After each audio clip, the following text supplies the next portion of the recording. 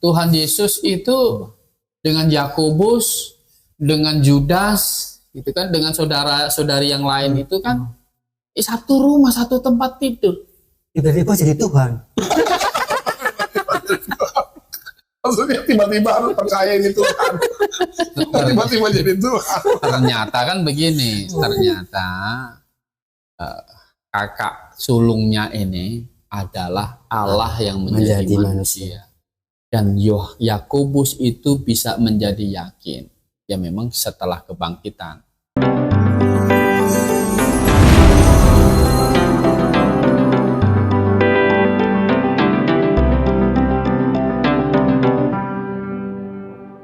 Baik, selamat malam saudara yang dikasihi Tuhan Yesus Kristus. Malam hari ini kita sudah memasuki episode ke-28 podcast Kebenaran. Malam hari ini juga saya memiliki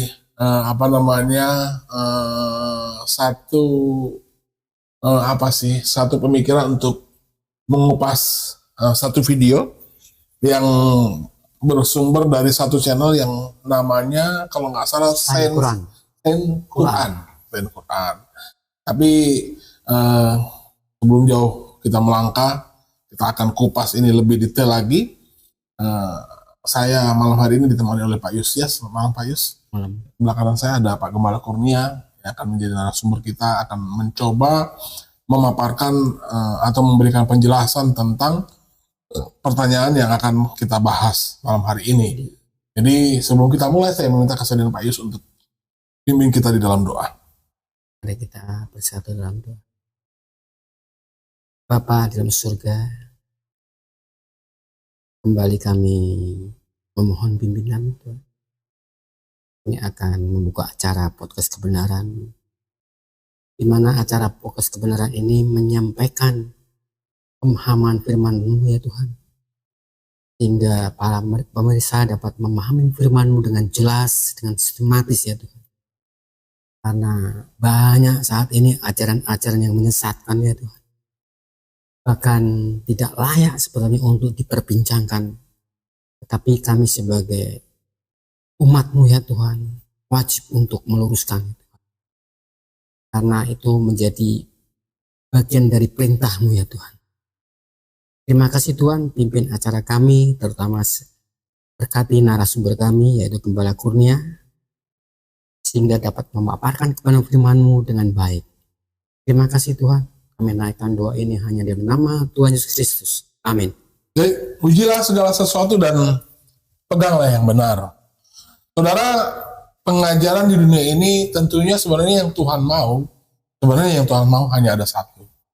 Kenapa? Karena dengan demikian manusia akan lebih mudah untuk mendapatkan kebenaran. Tetapi kenyataannya, pengajaran di dunia ini tidak hanya satu pengajaran. Kalau kita bilang pengajaran itu bersumber daripada kitab suci, kenyataannya kitab suci di dunia ini banyak.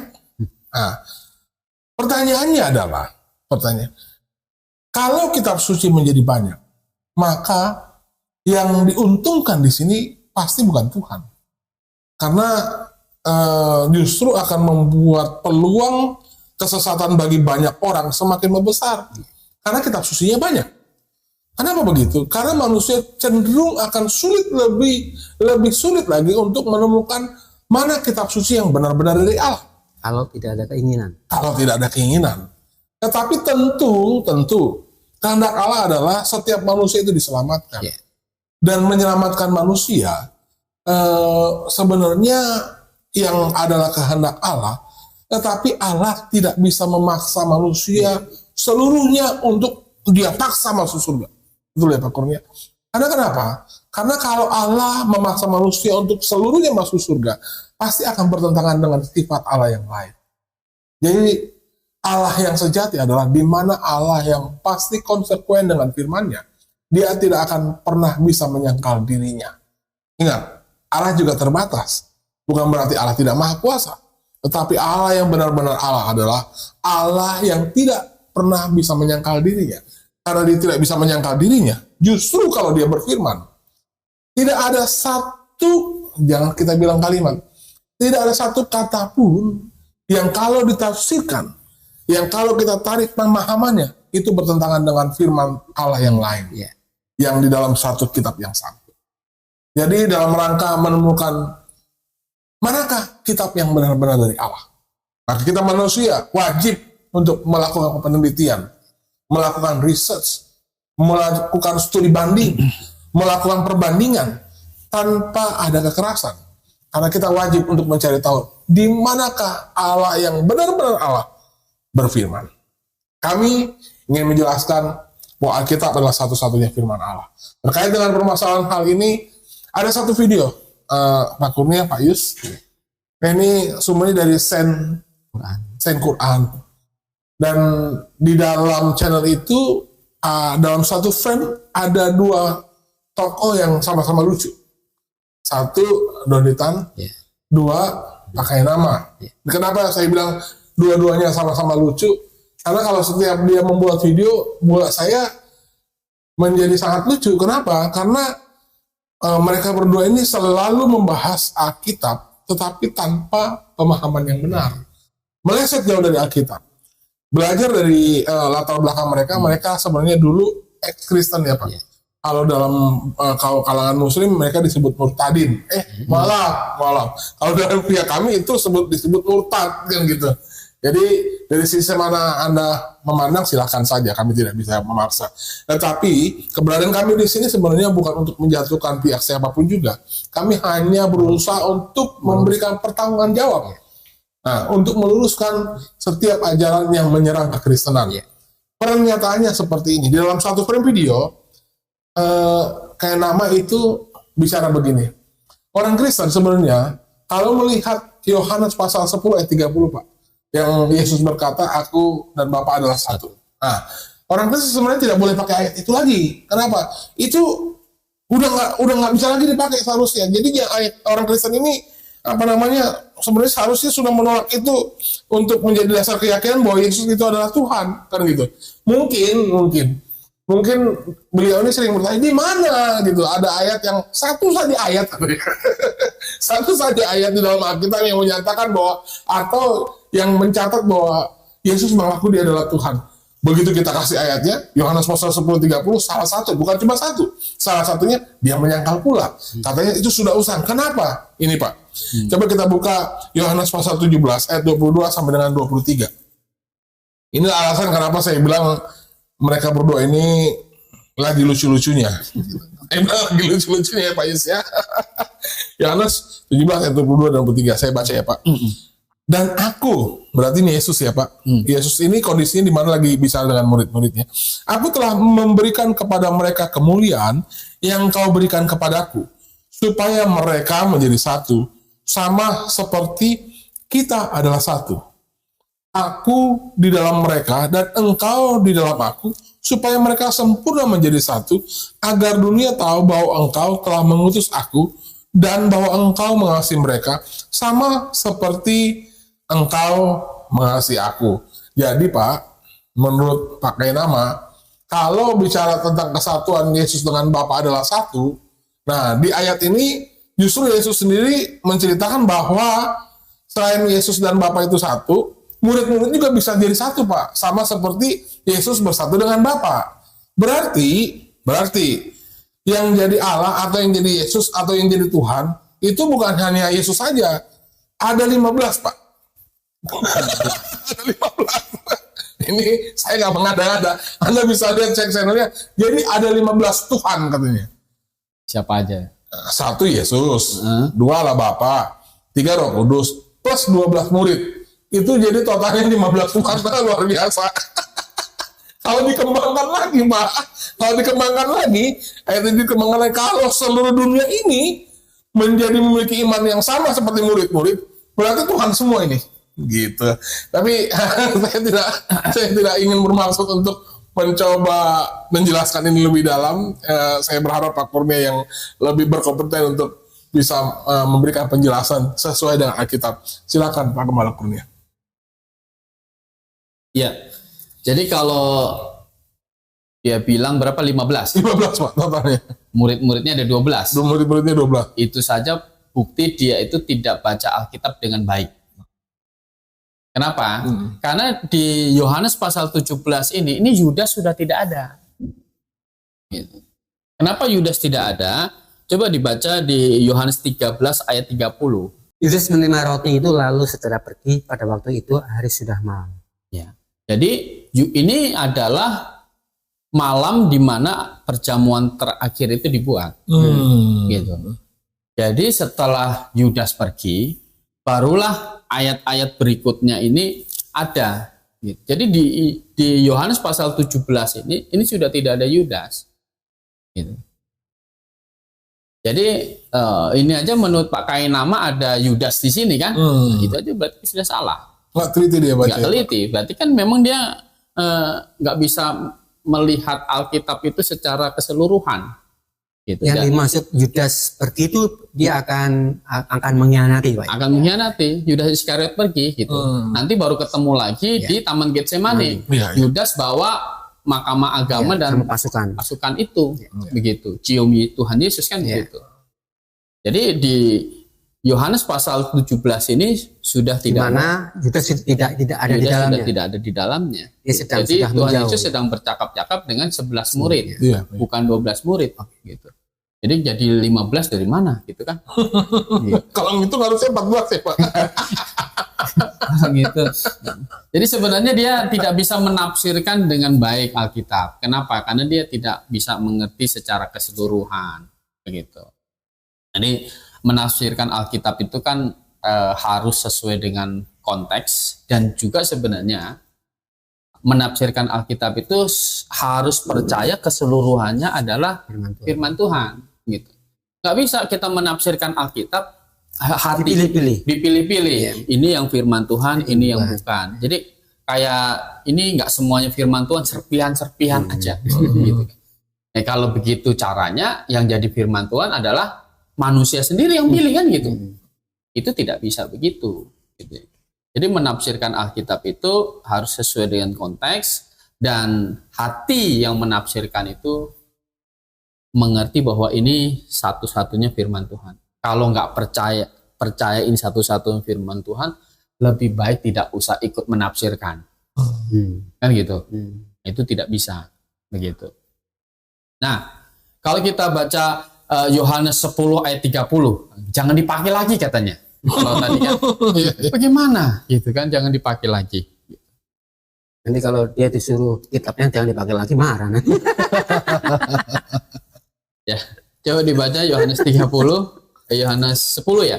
10 ayat 30 kan? Aku dan Bapa adalah satu. Ya, aku dan Bapa adalah satu. Memang ayat ini adalah ayat yang sering kita pakai untuk membuktikan bahwa Yesus adalah Tuhan. Kenapa? Karena begini, mengenai Bapa adalah Allah, itu tidak ada perdebatan. Karena Musa sendiri memanggil Allah juga Bapa. Kan begitu. Jadi sudah tidak ada perdebatan. Bagi orang Yahudi dan murid-murid tentunya Bapa adalah Allah, itu tidak ada persoalan. Mereka sudah mengakui itu. Karena mereka berdoa kepada Allah juga dengan sebutan Bapa. Nah, Tuhan Yesus berkata, aku adalah Bapa. Aku dan Bapa satu, itu mau menyatakan bahwa dia dan Allah Bapa itu adalah sederajat. Gitu. Dari mana? Dari orang-orang yang menanggapi ayat ini, gitu. Coba kita lihat bagaimana tanggapan orang ketika Tuhan Yesus berkata, aku dan Bapa adalah satu. Ayat 31-nya. Dari ayat 31 sampai 33. Sekali lagi orang-orang Yahudi mengambil batu untuk melempari Yesus. Kata Yesus kepada mereka, banyak pekerjaan baik yang berasal dari Bapa-Ku yang kau perlihatkan kepadamu. Pekerjaan manakah di antaranya yang menyebabkan kamu mau melempari aku? Jawab orang-orang Yahudi, bukan karena suatu pekerjaan baik maka kami mau melempari engkau, melainkan karena engkau menghujat Allah dan karena engkau sekalipun hanya seorang manusia saja menyamakan dirimu dengan Allah. Kan? Jadi dengan menyebutkan aku dan Bapa adalah satu, itu orang Yahudi tambah nge, Pak ya. Reaksi orang Yahudi kan marah. Penghujatannya, Pak. Penghujatan. Karena apa? Karena itu menyamakan dengan Allah. Karena apa? Mereka kan, bagi mereka Allah Bapa itu Allah. Sementara Tuhan Yesus berkata, aku dan Bapa adalah satu. Berarti Kan aku begitu. adalah Allah. Aku adalah Allah, gitu. Jadi di situ menjelaskan memang Tuhan Yesus bukan Bapa, tetapi Yesus itu posisinya itu sederajat dengan Allah. Di situ mereka, kamu hanya manusia saja. Kan gitu. Ini pandangan Yahudi, Pak. Pandangan orang Yahudi, kamu manusia saja nih. Tapi kamu mau menyamakan dirinya dengan Allah. Kan begitu. Sebenarnya kalau kita pakai logika begini. Ada kemungkinannya. Kalau Yesus itu begini, Yesus itu Allah, ya kan? Kalau dia bukan Allah, berarti kemungkinannya dua. Orang gila atau pembohong. Kan gitu. Nah, kalau Yesus itu pembohong, mungkin nggak? Akan ada ayat bilang tidak ada dusta. Tidak ada dusta, tidak mungkin. Tidak ada orang murid-murid bisa mau ikut, gitu, mustahil, gitu. Jadi kan kalau Yesus orang gila, mungkin nggak Yesus orang gila? Pengikutnya banyak, gitu. Nggak ada. Hikmat lagi. Petrus bisa bayangkan, dipanggil jadi dari nelayan, ikutlah aku. Kalau yang manggil itu orang gila. Kira-kira Petrus mau ikut tidak? Lari, Pak. Ya kan? Takut kan begitu. Nggak mungkin. Jadi bagi murid-muridnya Tuhan Yesus itu bukan orang gila, bukan pembohong. Maka Tuhan Yesus itu adalah Allah. Gitu. Ya memang dia adalah Allah. Begitu. Jadi pernyataan aku dan Bapa adalah satu, itu menyamakan diri dengan Allah karena konteks dari orang mendengar itu memang mempersepsikan itu demikian, begitu. Dan Yesus tahu konsekuensinya. Gitu. Ketika dia menyatakan aku dan Bapa satu atau aku anak Allah, gitu, itu konsekuensinya tahu bahwa itu akan dianggap oleh orang Yahudi itu sebagai penghujatan karena dia hanya manusia yang mengaku diri sebagai Allah, menyamakan dirinya sebagai Allah. Nah, orang-orang Farisi ini kan semuanya ini kan tidak mengerti bahwa posisi Tuhan Yesus ketika ada hadir di bumi ini sedang mengosongkan diri. Kalau kita Filipi berkata bahwa menganggap kesetaraan dengan Allah itu yang tidak harus dipertahankan. Jadi mengosongkan diri untuk apa? Ya, taat sampai mati di atas kayu salib. Karena mereka yang tidak percaya Yesus adalah Allah, 100% Allah, 100% manusia, tidak mengerti bahwa dosa itu bisa diselesaikan dengan penghukuman dan hanya bisa penebusan Yesus Kristus lah yang bisa membereskan dosa manusia. Itu bedanya, Pak. Bedanya kekristenan sama agama-agama lain, Pak. Ya? Kalau agama lain ini kan menyelesaikan dosa dengan amal, perbuatan baik, dengan rajin ibadah. Tapi di dalam kekristenan upah dosa adalah maut. Nah, kalau upah dosa adalah maut, berarti orang semua sudah berdosa, dia akan menerima maut. Ya, harus dihukum. Begitu. Ya karena dosa selesai kalau dijatuhi hukuman, makanya Allah menyediakan jalan keselamatan lewat Yesus Kristus, gitu, Pak ya. Iya. Ya, jadi juga yang begini, kalau menafsirkan Alkitab itu kan tidak bisa satu kata itu diartikan sama semua atau berdiri sendiri. Gitu. Satu kata itu kan di dalam semua bahasa itu kan akan punya arti yang berbeda di dalam kalimat yang berbeda. Ya kan? Misalnya apa, kalau bahasa Inggris kan on itu bisa di atas, bisa hidup gitu. Tergantung pemakaian di dalam kata berikutnya. Ya, di on itu ditaruh di kata apa? Di kalimat apa? Kalau on the way berarti lagi jalan, Pak. Iya. Bukan hidup kan itu. Bukan hidup ya. Kalau on off baru. Kalau on time tepat waktu. Iya. Seperti itu. Di dalam bahasa Indonesia juga pasti seperti itu. Nah, jadi aku dan Bapa adalah satu. Ya. Kalau berarti gabungkan di Yohanes 17 ayat 22 berarti murid-murid kan satu dengan Tuhan Yesus. Gitu. Berarti murid-murid itu juga Tuhan Yesus, iya. Tuhan juga. Maka hitungannya jadi 14, 15. belasan begitu. Pemahaman mereka tuh satu ya satu. Ya tadi satu banyak ya. Terbalik-balik mereka pemikirannya. Mereka satu ya satu kok kan. Iya. Karena mereka, ini ada 15 katanya. mereka mau susah-susahnya untuk menafsirkan Alkitab. Iya. Jadi kadang lupa dengan omongan sendiri. Iya.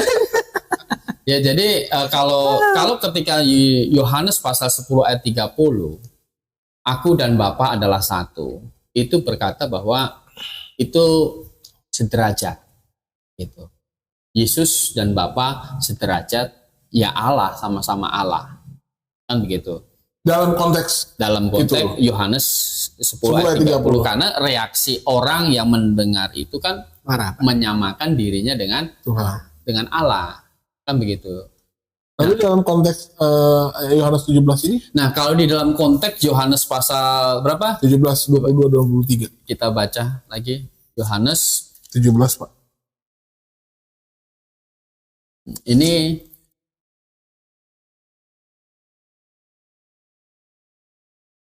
dari ayat 20 ya.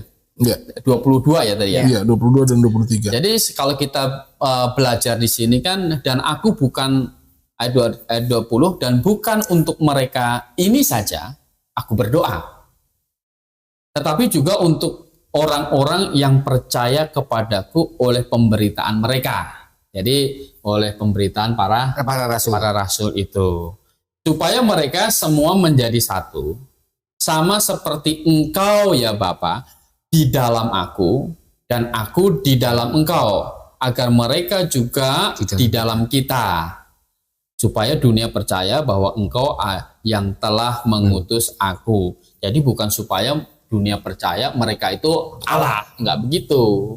Jadi maksudnya? Nah, maksudnya adalah begini, nah ayat 22. Dan aku telah memberikan kepada mereka kemuliaan yang engkau berikan kepadaku, supaya mereka menjadi satu. Perhatikan di sini, sama seperti kita adalah satu. Jadi kesatuannya sebenarnya berbeda. Mereka sama seperti gitu. Bukan mereka jadi kita. Gitu. Tapi bersatunya sama seperti kita. Bersatunya sama. Artinya apa?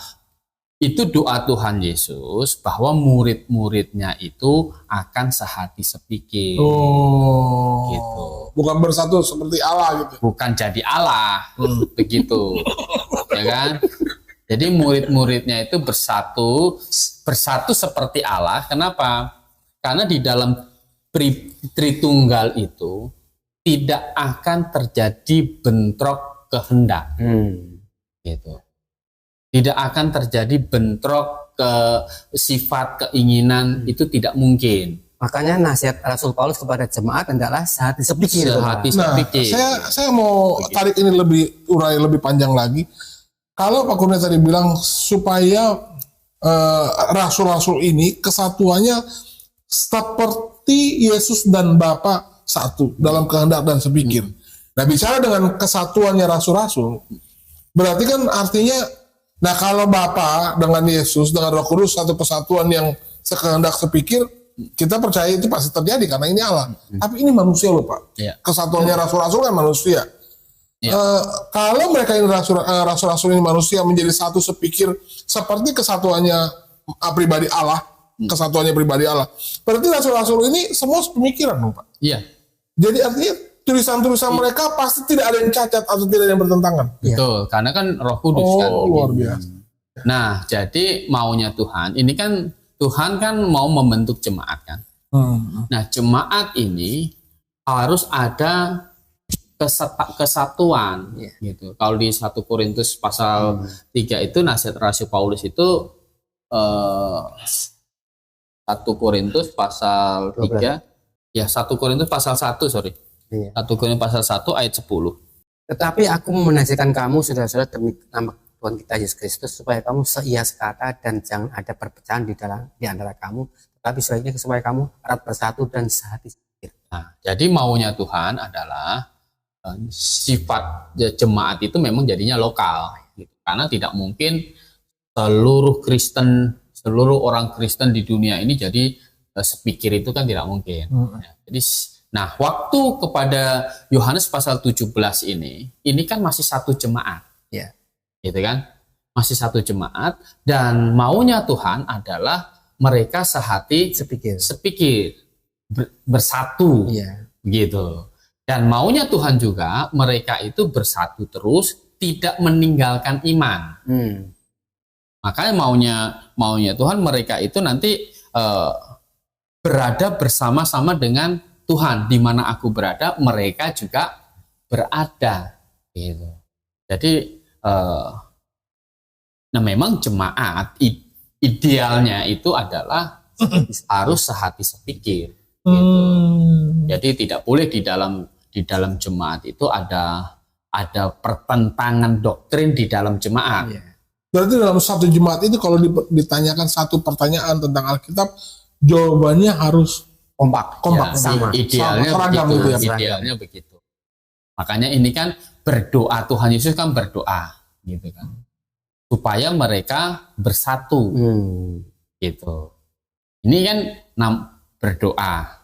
Jadi ada nggak yang nggak bersatu? Ya ada. Tetapi Tuhan Yesus mengharapkan murid-muridnya ini bersatu. Nah, kesatuan di dalam jemaat itu diharapkan kesatuan yang seperti kita, seperti Tuhan Yesus dan Bapa. Jadi satu kehendak. Yang tidak pernah ada pertentangan ya, Pak. Betul. Maka jangan sampai jemaat itu, maka di dalam jemaat itu begini, harus menganggap yang lain lebih utama, supaya tidak yang kecil-kecil jadi ribut, yang kecil-kecil jadi ribut, kan begitu.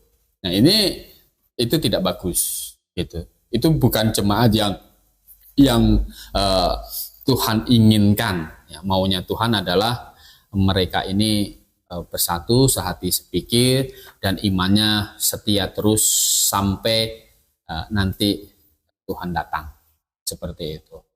Jadi bukan murid-murid akhirnya jadi Allah. Gitu. Jadi kalau ditafsirkan jadi Allah begitu, bukan cuma 14 gitu. Dunia nih, seluruh orang Kristen yang percaya Tuhan Yesus, yang bertobat percaya, jadi Allah semua. Jadi Allah semua.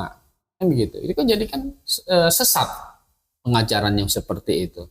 Dan murid-murid sendiri tahu mengartikan maksud di sini. Itu tidak ada yang kemudian aku Allah gitu kan, sembahlah aku gitu, ya nggak ada gitu. Mana pernah Petrus disembah oleh Yohanes, kan gitu, atau Paulus menyembah Petrus, kan tidak. Malah di Galatia itu Rasul Paulus memarahin kemunafikan dari Petrus, seperti itu. Jadi tidak ada yang mereka mengaku jadi Allah gitu kan, tidak gitu. Jadi mereka itu hanya mengerti bahwa ayat yang ini Yohanes pasal 10 ayat 30 ya kan, dan Yohanes 17 ayat 22 ini tidak bertentangan gitu. Ini tidak bertentangan. Ini Yohanes yang menulis. Nah, ketika Yohanes ini menulis, gitu, konsep di dalam pemikiran Yohanes itu adalah memang Yesus itu adalah Tuhan, Yesus itu adalah Allah. Jadi kalau dia memakai kata kurios, gitu kan, itu kurios dalam pikiran Yohanes adalah kurios yang Tuhan, gitu. Yesus itu bukan Allah. Kurios yang tuannya manusia gitu. Bukan tuannya manusia. Mengapa? Karena ini kan ditulis setelah Tuhan Yesus itu bangkit dari kematian kan, gitu. Jadi pikiran murid-muridnya tentang Tuhan Yesus tidak ada pikiran mereka ini manusia. Tetapi ini Pak, nyembah manusia nggak ada. Berarti sebenarnya kurios itu kan bahasa Yunani. Pemakaian kata kurios itu sebenarnya itu boleh dikenakan kepada manusia yang adalah Tuhan, bisa, tetapi bisa juga dikenakan kepada Tuhan yang adalah Tuhan juga. Secara teknis kan arti itu kan Tuhan kan gitu. Secara teknis pemilik, secara teknis yang pemilik. Tetapi ketika murid-murid ini menulis kitab suci ini kan, ini kan pasca kebangkitan. setelah kebangkitan, ada nggak murid-murid yang sanksi dengan ketuhanan dari Yesus Kristus? Sepertinya tidak. Tidak ada, gitu. Tidak ada yang sanksi sedikit pun tentang ketuhanan Tuhan Yesus. Kenapa saya katakan tidak sanksi? Karena rata-rata rasul-rasul Yesus Kristus mereka tuh jadi martir semua. Iya. Hanya orang bodoh saja mempercayai yang tidak benar. Iya. Iya. Karena semuanya kan semuanya martir semua. Paulus juga mati martir, ya kan? Bartolomeus juga mati martir. Kecuali Yohanes Pembaptis ya, Iya. Pak. Itu pun sudah Martir kan dipenggal kepalanya. ya, bukan Yohanes Pulau Patmos. Yohanes Rasul. Ya, Rasul ya. Ya, Saya katakan hanya orang bodoh saja yang mau jadi martir. Kalau dia menjadi saksi yang bohong lagi, Iya, kan? iya. Kira-kira begitu. Masa orang mau martir demi hal yang bohong? Iya. ya kita kan lihat juga bagaimana ketaatannya murid-murid kepada Tuhan Yesus kan gitu. Iya. Kan murid-murid kan dipesankan sebelum naik ke surga. Iya. Pergilah, jadikanlah semua bangsa Bangsa muridku. Kan gitu. Baptislah mereka dan ajarlah mereka. Iya. Melakukan segala sesuatu yang aku perintahkan kepadamu. Murid-murid melakukan tidak? Lakukan. Dia melakukan gitu. Kisah Rasul di awal-awal kan Petrus sama Yohanes kan ditangkap. Iya. Gitu.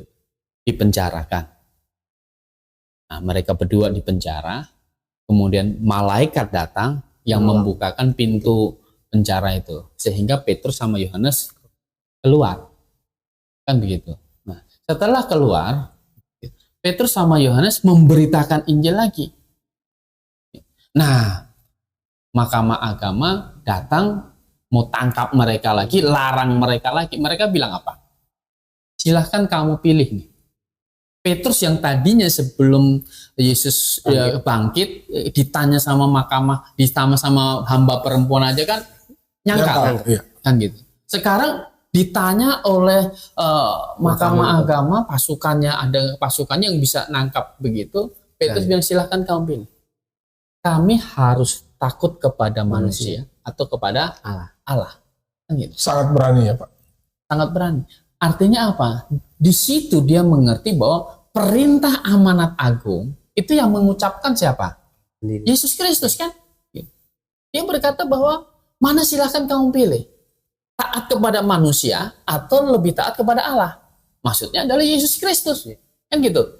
Jadi di dalam pikiran murid-murid setelah kebangkitan tidak ada yang sanksi sedikit pun tentang keilahian Yesus Kristus. Amin. Gitu. Jadi sebenarnya begini, murid-murid itu percaya Yesus itu adalah Allah. Mereka tahu ayat yang tidak boleh menuhankan manusia, mereka tahu. Gitu. Mereka tahu Allah itu Esa, mereka juga tahu. Tidak boleh nyembah manusia, berhala patung, itu juga mereka tahu. Ya kan? Lebih tahu dari Pak Kainama.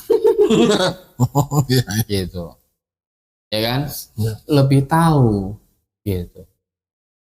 Jadi mereka tahu itu, mereka nggak usah diajarin tentang monoteisme. Mereka juga nggak usah diajarin tentang Allah yang Esa. Tetapi kenapa mereka bisa yakin Yesus itu adalah Allah? Masalahnya adalah Yesus Kristus itu membuktikan di hadapan mereka bahwa memang dirinya adalah Allah dengan segala sifat-sifat Allah yang melekat pada diri dia. Ya. Kan gitu. Ya kalau ada manusia yang tidak berdosa, ya kan? Kalau bukan Allah siapa? Kan gitu. Kalau manusia biasa itu pasti berdosa. Tetapi Tuhan Yesus kan tidak berdosa. Karena mengapa? Karena dia adalah Allah yang menjadi manusia. Maka tidak ketemu dosanya. Gitu. Maka Petrus ikut gitu. Yakobus ikut, semuanya ikut. Begitu. Dan dibuktikan lagi dengan kebangkitannya. Iya. Gitu. Seandainya Tuhan Yesus itu tidak bangkit, maka sudah pasti dia bukan Allah. Ya? Allah kok bohong? Kan gitu. Dia bilang, rubuhkan bait Allah ini, kan gitu. Dalam 3 hari aku akan membangunnya. Wah, orang kaget gitu. Padahal yang dia maksud adalah diri dia sendiri. Begitu. Dia akan mati, dikubur dan bangkit. Nah, untuk membuktikan Yesus itu bangkit, Yesus membuktikannya itu bukan sekelebat begitu. 40 hari. 4 malam. Gitu. Dia tinggal dulu di bumi ya. Iya, dia bertemu dengan ini, menampakkan diri gitu kan, pada murid-muridnya. Begitu. Makan bareng lagi. Makan bareng. Gitu. Bahkan ada muridnya yang masih kurang percaya. Si siapa? Iya. Thomas. Gitu. Didatengin. Luar biasa. Jadi nggak ada. Jadi ketika Thomas itu menyebut ya Tuhanku, ya Allahku, itu bukan seperti begini. Oh ini bos saya, gitu. Bukan kayak pembantu ada bosnya, majikan begitu. Bukan begitu. Tetapi ya Tuhanku. Ini ada pencipta. Gitu Luar loh. biasa. Ini Allah. Gitu. Sebenarnya gitu. Yang membuktikan Yesus itu Allah adalah ya puncaknya adalah kebangkitan dia. Kalau Yesus itu tidak bangkit, nggak ada satupun murid yang mau ngikut Tuhan Yesus. Gitu. Setelah kematian Tuhan Yesus kan gitu, murid-murid kan ada yang mau balik lagi jadi nelayan, gitu. Ada yang pulang, ada 2 murid jalan lagi ke Emmaus kan, gitu. Udah tercerai-berai semua. Gitu ya, mereka kecewa kan begitu. Tapi Tuhan Yesus membuktikan dia bangkit. Andai semua manusia tahu betul bahwa Yesus itu benar-benar bangkit, pasti semua orang akan yakin dia adalah Tuhan. Ya? Betul. Dan memang Alkitab sendiri juga mencatat bahwa ada berita bohong yang disebarkan mahkamah agama tentang kebangkitan Yesus ini sendiri. Dan Alkitab mencatat bahwa atas informasi itu sampai sekarang masih berkembang. Dan saya pun juga akhirnya mengetahui ternyata informasi tentang Yesus yang tidak bangkit bahkan tidak mati itu ada di kitab lain. Itulah mungkin yang membuat orang betul-betul susah untuk menjadi percaya bahwa Yesus adalah Tuhan. Karena informasinya salah. Tetapi kalau manusia bisa menyelidiki Alkitab dan dia akhirnya mengetahui bahwa Yesus adalah bangkit, pasti dia akan menerima bahwa Yesus adalah Tuhan. Betul. Yang jelas kalau Yesus tidak bangkit, tidak ada murid-murid yang mau tetap disebut pengikut Kristus, kan gitu. Ya, mati. Kalau Yesus mati tidak bangkit, hanya mati saja, berarti kan sama dengan kakeknya Petrus. Ya. Sama dengan juga tokoh-tokoh agama yang lain, Pak. Ya, sama dengan manusia biasa, ya gitu kan. Berarti memang benar-benar seperti hanya nabi biasa, gitu. Yang mati juga. Yang mati juga kan nggak ada pengikut Yesaya, gitu kan? Nggak ada kan gitu. Mengapa jadi ada pengikut Kristus? Karena memang Kristus adalah Allah bagi murid-murid dan akhirnya jadilah kekristenan ini, gitu kan, dari pemberitaan para rasul ini orang percaya. Bisa bayangkan, Petrus khotbah di hari raya Pentakosta di Yerusalem itu, berapa akhirnya orang Yahudi yang menjadi percaya bahwa Yesus adalah Tuhan? 3.000 orang. Banyak sekali, 3.000 orang. Mereka semua kan yang awalnya percaya Yesus, percaya begini, percaya Allah itu Esa, gitu kan? Percaya Yahudi nggak boleh sembah patung, nggak boleh menuhankan manusia. Mereka percaya itu, tetapi mereka bisa diyakinkan oleh Petrus karena Yesus itu memang betul adalah Mesias yang dijanjikan. Jadi kalau mau menghancurkan kekristenan, sebenarnya buktikan memang Yesus itu tidak bangkit. Iya.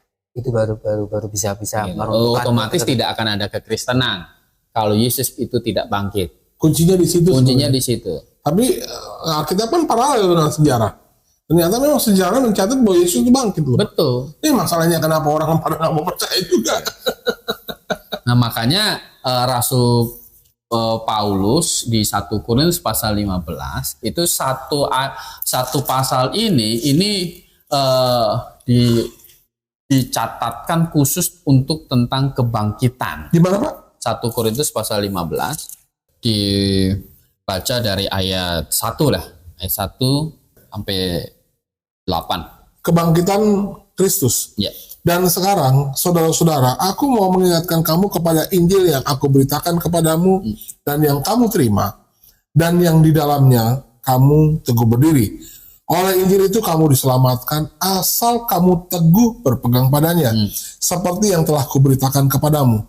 Kecuali kalau kamu telah sia-sia saja menjadi percaya, sebab yang sangat penting telah kusampaikan kepadamu, yaitu apa yang telah kuterima sendiri, ialah bahwa Kristus telah mati karena dosa-dosa kita sesuai dengan kitab suci, bahwa ia telah dikuburkan, dan bahwa ia telah dibangkitkan pada hari yang ketiga sesuai dengan kitab suci, bahwa ia telah menampakkan diri kepada Kefas dan kemudian kepada ke-12 muridnya.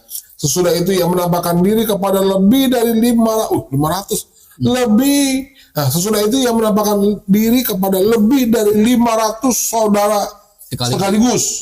Kali ini kalau menurut asas hukum, Pak, bicara tentang saksi, unus testus.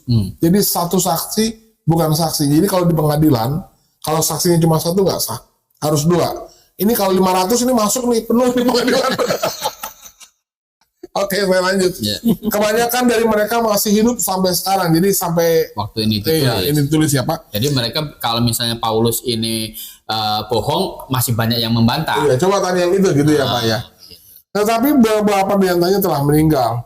Selanjutnya ia menampakkan diri kepada Yakobus. Yakobus ini adalah saudara dari Tuhan Yesus. Adiknya ya, Pak. Dari Yusuf ya. Iya. Kemudian kepada semua rasul. Dan yang paling akhir dari semuanya, ia menampakkan diri juga kepadaku.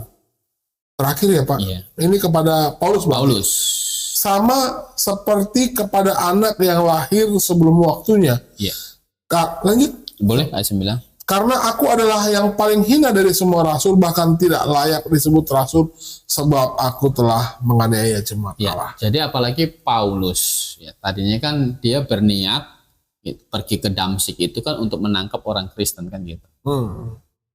Tetapi di jalan lurus itu Tuhan Yesus itu dikatakan untuk terakhir kalinya. Berarti setelah itu kan tidak ada lagi Tuhan Yesus datang untuk ngajak orang jadi rasulnya dia gitu. Terakhir ya memanggil Rasul Paulus ini untuk jadi rasul. Berarti ini berdasarkan dari ayat ini, berarti ini Yesus itu nggak akan menampakkan diri lagi kepada yang lain ya, Pak? Betul. Kepada manusia maksudnya ya, gitu untuk ya. membuktikan kebangkitannya kan tidak. Kalau ada kesaksian orang ketemu Yesus berarti bukan Yesus yang benar itu. Betul. Oh gitu. Oke. Ya jadi makanya Paulus sendiri akhirnya bisa berubah. Amin.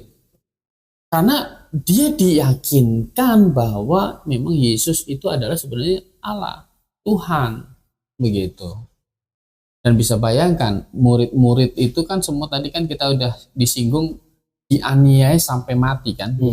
Banyak sekali dianiaya, dikorbankan, mengorbankan rumahnya, ditangkap dan lain sebagainya. Mereka rela. Kenapa? Karena iman mereka itu benar, memang Yesus adalah Allah. Kan begitu. Biasa. Jadi mustahil orang mau mati untuk sesuatu yang dia yakin salah. Itu mustahil. Bahkan bukan rasul saja yang menjadi mati martir, bahkan muridnya dari Rasul Yohanes pun juga mati dibakar. Iya, memang Anda perlu perlu tahu hal ini. Sebenarnya sejarah kekristenan sejak zaman jemaat mula-mula, penganiayaan itu luar biasa. Anda tahu itu Kolosium. Sebenarnya kalau Anda baca sejarah, saya sampai merinding. Sebenarnya itu di situ bukan tempat gladiator ngadu gladiator. Itu tempat orang Kristen dimakan sama macan, diadu sama macan. Terus mereka ada yang dibakar di situ sampai zaman kekaisaran Romawi. Iya, itu luar biasa memang. Makanya saya melihat di sini kita beruntung ya, Pak. Artinya kita harganya tidak semahal itu untuk menerima kebenaran. Mereka bahkan rela mati. Rasul-rasul itu luar biasa mempertahankan itu. Iya. Ya. Begitu. Jadi kalau di 1 Korintus 15 tadi kan dibaca ayat 7 itu selanjutnya ia menampakkan diri juga kepada Yakobus, saudara Tuhan Yesus. Nah, itu kan yang paling susah untuk yakin Yesus adalah Allah kan gitu. Saudaranya sendiri ya, Pak? Saudaranya sendiri. Jadi bayangkan waktu kecil kan Tuhan Yesus itu dengan Yakobus, dengan Judas, gitu kan, dengan saudara-saudari yang lain itu kan satu rumah, satu tempat tidur. Tiba-tiba jadi Tuhan. Maksudnya tiba-tiba harus percaya ini Tuhan. Tiba-tiba jadi Tuhan. Ternyata kan begini, ternyata kakak sulungnya ini adalah Allah yang menjadi manusia. Dan Yakobus itu bisa menjadi yakin. Ya memang setelah kebangkitan. Kalau ya Tuhan Yesus tidak bangkit, nggak mungkinlah Yakobus itu mau mengakui Yesus itu Tuhan. Yakobus ini pasti ngeri-ngeri sedang. Kata Yakobus, pantesan dulu makanannya saya curi, dia nggak marah-marah sama saya. Padahal Pak Riku. Ini padahal Pak Riku. Para tokoh-tokoh agama Yahudi sendiri sudah bikin berita palsu. Iya, iya. Ya kan? Tetapi itu semuanya mentah. Jadi di dalam Matius pasal 28 ini sudah bikin berita palsu. Matius 28 ini. ayat berapa, Pak? Ayat 11 sampai ayat mungkin Pak Riku bisa bacakan itu. Oke. Sampai 15. Sudah bikin berita palsu. Dusta Mahkamah Agama. Ini judulnya Mahkamah Agama tapi dia berdusta, hebat juga ini. Ketika mereka di tengah jalan, datanglah beberapa orang dari penjaga itu ke kota dan memberitahukan segala yang terjadi itu kepada imam-imam kepala. Dan sesudah berunding dengan tua-tua, mereka mengambil keputusan lalu memberikan sejumlah besar uang kepada serdadu-serdadu itu dan berkata, kamu harus mengatakan bahwa murid-muridnya datang malam-malam dan mencurinya ketika kamu sedang tidur. Dan jadi berita palsu ini hoax ya Pak? Nah, jadi kan begitu. Matius itu kan menulis. Mengapa? Karena waktu itu kan ada berita Yesus itu tidak bangkit. Kan gitu. Karena memang ini gempar ya Pak? Nah, jadi ada isu-isu begitu kan udah diisukan. Maka Matius itu lewat tulisannya itu dia menulis dan meyakinkan bahwa berita itu adalah dusta dari Mahkamah Agama. Jadi kalau ada cerita Yesus itu dicuri oleh murid-muridnya, berarti kan itu ada di tangan Matius dong. Tubuh Tuhan Yesus ada di tangan Matius. Kan gitu. Mana mungkin Matius yang tahu benar kalau itu betul-betul dicuri, itu disimpan sama Matius tubuh Tuhan Yesus. Mungkin nggak Matius itu mau mati untuk sesuatu berita yang dia tahu memang bohong. Dia bohong. Nggak mungkin. Gitu. Maka lewat tulisan ini Matius mau menjelaskan ke waktu itu, gitu kan, Yesus itu memang bangkit, berita itu adalah dusta Mahkamah Agama, kan gitu. Maka begini, logikanya sehatnya adalah kita kan lebih percaya kepada Matius daripada ke Pak Kainama dong. Gimana? Bandingannya kok jauh Pak? Mau pilih, mau percaya bagaimana? Siapa yang layak dipercaya? Yang satu mati demi kebenaran, satu lagi dapat duit esen dari kebohongan kan gitu. Inilah Kan di begitu. dalamnya termasuk Kainama di sini. Aduh, ampun. Jauh-jauh ya. Ya kan, prajurit itu kan mau berdusta itu karena Mahkamah Agama kan bayar Disuap Pak. disuap begitu. Dan saya yakin ini salah satunya juga mungkin Pak Paulus pun juga ada di dalamnya ini. Iya. Dan kemudian kan bertobat Pak ya. Oh, tidak ada. Tidak. Dia tidak di situ. Tapi bagi Paulus itu orang yang menganiaya jemaat ya Iya, Pak? dia mengenai jemaat. Awalnya mengenai jemaat. Kemudian Nah kan dia kalau nggak bertobat. salah Stefanus ya Pak? Ya, yang dibunuh Yang dirajam ya, Pak? atas persetujuan. Jadi kan kita lebih bagus percaya kepada para rasul, saksi mata gitu kan. Baru ribuan tahun orang bantah gitu kan. Ternyata Yesus nggak bangkit. Bagaimana gitu kan. Murid-murid sudah rela mati untuk berita ya kan Yesus bangkit kan gitu. Mereka tahu gitu kan. nggak ada tubuh, mereka nggak curi gitu kan. Kalau mereka benar-benar curi kan, mana mungkin gitu kan, mereka mau bertahan itu nggak mungkin. Makanya sebelum Yesus Kristus naik ke surga kan murid-muridnya tanya sama Tuhan Yesus, Tuhan, ya, ngomongnya sudah Tuhan. Nah, Tuhan di sini adalah Tuhan yang betul-betul menganggapnya pencipta, Allah gitu, yang setara dengan Allah Bapa. Maukah engkau pada masa ini memulihkan kerajaan bagi Israel? Begitu. Amin. Karena mereka sudah tidak ada sanksi sedikit pun lagi tentang ketuhanan Yesus. Sorry Pak, ini saya stop sebentar. Waktu murid-murid tanya tentang kapan Tuhan mau memulihkan kerajaan bagi Israel, itu setelah Yesus bangkit. Berarti harapannya besar sekali dong. Kan udah tahu ini dia akan datang sebagai raja. Betul. Setelah dia datang sebagai orang yang menderita kan gitu. Berarti pengharapan murid-murid itu luar biasa besar ya. Kalau bisa saat itu juga kan gitu terjadi. Saat itu. Dan itu terjadi setelah Yesus bangkit, Pak. Ya, artinya mereka tidak sanksi sedikit pun tentang keilahian dari Tuhan Yesus. Begitu. Lalu herannya, ya kan, pakai nama yang hidup berapa ratus tahun dari peristiwa itu, teriak-teriak Yesus bukan Tuhan. Begini, kita mau percaya yang mana? Gitu. Dan seharusnya kan pakai nama ini kan mantan Kristen. Ya kan? Yang katanya lulusan STT kan, STT Jakarta. Bukan sampai situ. Lulusan Vatikan katanya. Lulusan Israel. Berapa tahun di Israel, Pak? 3 tahun katanya. Seharusnya kalau dia memang benar-benar lulusan di STT, lulusan di Vatikan, lulusan Israel, dia paham benar-benar isi Alkitab. Dan saya yakin dia tidak akan salah menafsirkan Alkitab. Nah, itu lulusannya perlu dipertanyakan, itu benar atau tidak.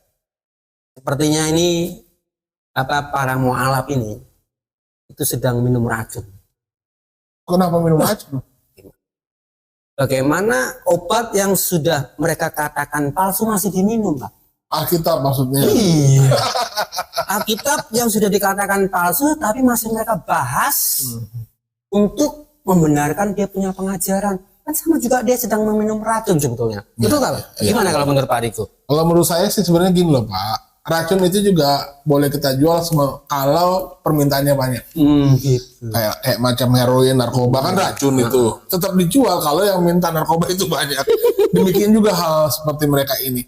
Sebenarnya gini, kami ini ada sebenarnya untuk meluruskan. Kalau Anda mau diluruskan, gitu. Yeah. Kami ingin berusaha menyelamatkan jiwa Anda. Kalau Anda mau diselamatkan. Tetapi Alkitab sudah menulis bahwa ada orang-orang yang memang hatinya akan tetap teguh, gitu loh.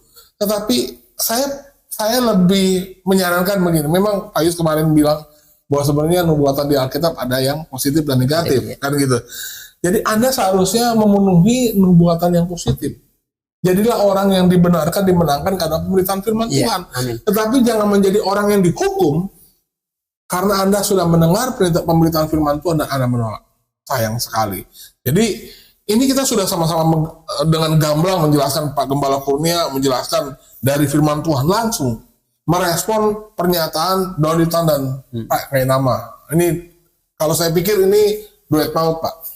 Saya nggak tahu duet maut maksudnya duet yang mengarahkan orang kepada maut. Duet mana? Duet maut atau duet mana? Memang ini duet maut karena memang mereka viral sekali. Saya sih memang saya nggak pernah ambil pusing kalau mereka misalkan berkhotbah tentang keyakinan iman mereka sendiri. Ya kita menghargai itu. Kita tidak boleh memaksa ya Pak Yus. Tetapi saat mereka berkomentar tentang Alkitab dan itu membuat kesesatan, maka kewajiban kami untuk meluruskan.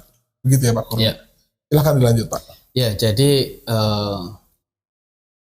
murid-murid itu kan secara kehidupan moral, itu kan moralnya tinggi sekali. Iya. Ya kan? Iya. Petrus, Paulus, semuanya itu kan standar moralnya kan tinggi. Dia menasihatkan, Petrus menasihatkan, kalau kamu itu mau menderita, jangan karena menderita karena berbuat dosa. Kalau kamu menderita karena Kristus, itu terimalah sebagai kasih karunia. Wih, luar biasa. Gak boleh. Paulus mengajar kepada orang Korintus, kamu itu jangan sampai malas-malasan. Maka dikatakan kalau nggak bekerja jangan makan. Nah, Paulus kasih contoh sendiri bagaimana dia kehidupan dia, kan begitu. Kalau saya sih logikanya ya lebih percaya kepada mereka dibandingkan dengan pengkritik yang kehidupannya sebenarnya jauh secara moral. Gitu. Dan kalau Yesus itu tidak bangkit, sekali lagi, tidak ada satupun murid-murid yang mau mengikuti, dan tidak ada kekristenan. Adanya murid-murid yang mengikuti, dan kemudian ada dari pemberitaan mereka, ada orang yang menjadi percaya, itu sebenarnya bukti nyata bahwa memang Yesus itu adalah Tuhan, Yesus itu adalah Allah yang menjadi manusia, yang ketika seseorang menaruh iman kepadanya, bertobat dan percaya, dia akan mendapatkan hidup yang kekal sesuai dengan apa yang Tuhan janjikan sendiri. Akulah jalan dan kebenaran dan hidup. Tidak ada seorang pun bisa datang kepada Bapa kalau tidak melalui aku, kata Tuhan. Baik, Oke, ini saya menjadi misteri juga loh Pak dalam benak saya. Ini sebenarnya alam pemikiran saya. Kalau Allah menghendaki bahwa Alkitabnya benar-benar harus kalau bisa manusia terima, apakah Tuhan izinkan atau memang Tuhan kehendaki atau Tuhan tetapkan? Kenyataannya jauh lebih banyak berita-berita yang justru menyerang Alkitab itu sendiri, gitu loh. Karena kalau Allah mengasihi manusia, harusnya Allah tidak membiarkan ada banyak kitab-kitab yang menyerang firman Tuhan bahkan, gitu loh. Bagaimana kira-kira Alkitab bisa menyingkapi fenomena dunia ini, di mana justru kecenderungan orang untuk diselamatkan itu jauh lebih kecil dibandingkan dengan orang yang disesatkan. Ya, Tuhan kan sudah menciptakan manusia dari awalnya dengan kehendak bebas. Dan manusia itu perlu diuji apakah dia itu betul-betul cinta kebenaran atau tidak. Walaupun hasilnya dari pengujian itu sedikit yang diselamatkan. Betul. Tidak apa-apa, karena yang diselamatkan adalah memang yang cinta kebenaran, sehingga dia bisa menerima kebenaran. Jadi kita tahu ya, Alkitab kan kitab yang standar moralnya lebih tinggi, karena ini ditulis oleh Allah yang Maha Kudus. Tidak ada ajaran moral yang lebih tinggi standarnya dari Alkitab. Jadi kalau orang tidak percaya Alkitab dan lebih percaya kitab lain, itu dia pasti ada dalam bahaya menuju maut. Seperti Amsal. Amsal kan, ada jalan disangka orang lurus, ujungnya mau. Luar biasa. Disangka orang lurus ya Pak? Tapi ujungnya. Iya. Tapi memang puji Tuhan, saya berpikir sebenarnya bukan hanya saya, tetapi kami yang ada di sini berpikir dan berharap lewat acara ini kebenaran bisa dinyatakan. Kami berharap supaya channel ini bisa memberkati banyak orang. Amin. Orang bisa mendengar berita kebenaran yang tidak ditambah dan tidak dikurang ya Pak. Yang berasal dari Alkitab yang, saya ingatkan, Alkitab yang satu-satunya firman Allah. Berarti selain daripada Alkitab bukan firman Allah. Dan hanya Alkitab saja yang menuntun orang, memimpin orang kepada kebenaran. Kebenaran yang bagaimana? Kebenaran di mana setiap manusia sudah berdosa dan setiap orang sudah berdosa dan upah dosa adalah maut. Tidak ada jalan lain untuk menebus dosa selain dihukum. Kalau jalannya harus dihukum, yang menanggung hukumannya sudah datang, yaitu Yesus Kristus. Sebenarnya setiap manusia yang ada di muka bumi ini, untuk menanggung hukuman hanya ada dua cara. Ditanggung oleh Yesus atau ditanggung oleh Anda sendiri. Tetapi saya memutuskan untuk percaya bahwa hukuman saya semuanya, bukan hanya saya, Pak Yusias dan Pak Kurnia. Dan kami berdoa, Anda juga bisa percaya. Anda juga bisa percaya bahwa hukuman atas dosa-dosa Anda, seluruhnya, semuanya, segala dosa Anda, tidak ada satu dosa pun yang terlewat. Hukumannya sudah ditanggung Yesus di atas kayu salib. Sehingga kapan saja saya mati, kapan saja Pak Kurnia mati, kapan saja Pak Yus mati, kapan saja, ini kami berharap Anda mati, Anda pasti masuk surga. Amin. Amin Pak Kurnia. Jadi malam hari ini cukup sampai di sini. Saya minta kesediaan Pak Kurnia untuk tutup di dalam doa. Baik, kita berdoa. Tuhan, terima kasih ya, kami sungguh bisa melihat kebenaran ya. Benar Tuhan ya, dari firman-Mu yang Engkau pelihara sampai kepada generasi kami Tuhan. Kami percaya Tuhan ya, para penulis Engkau yang ilhami Tuhan, sehingga tidak ada satupun yang saling bertentangan, yang salah. Dan dari firman-Mu inilah Tuhan kami diyakinkan bahwa Engkau adalah Allah, Engkau adalah Tuhan yang menjadi manusia untuk menjadi penanggung hukuman dosa-dosa kami. Dan kami mengucap syukur atas kerelaanmu Tuhan untuk menjadi korban dari dosa kami. Hingga kami yang harusnya dihukum, kami tidak dihukum lagi. Dan Tuhan akan pakai hidup kami untuk terus menyenangkan. Terima kasih dalam nama Tuhan Yesus kami berdoa. Amin. Amin. Pujilah segala sesuatu dan penolong yang baik. Kalau Anda merasa video ini memberkati Anda bisa subscribe channel ini supaya kalau setiap kami upload video ada notifikasi yang nongol di handphone atau di perangkat Anda lewat Google, dan Anda tahu video yang kami upload paling terbaru.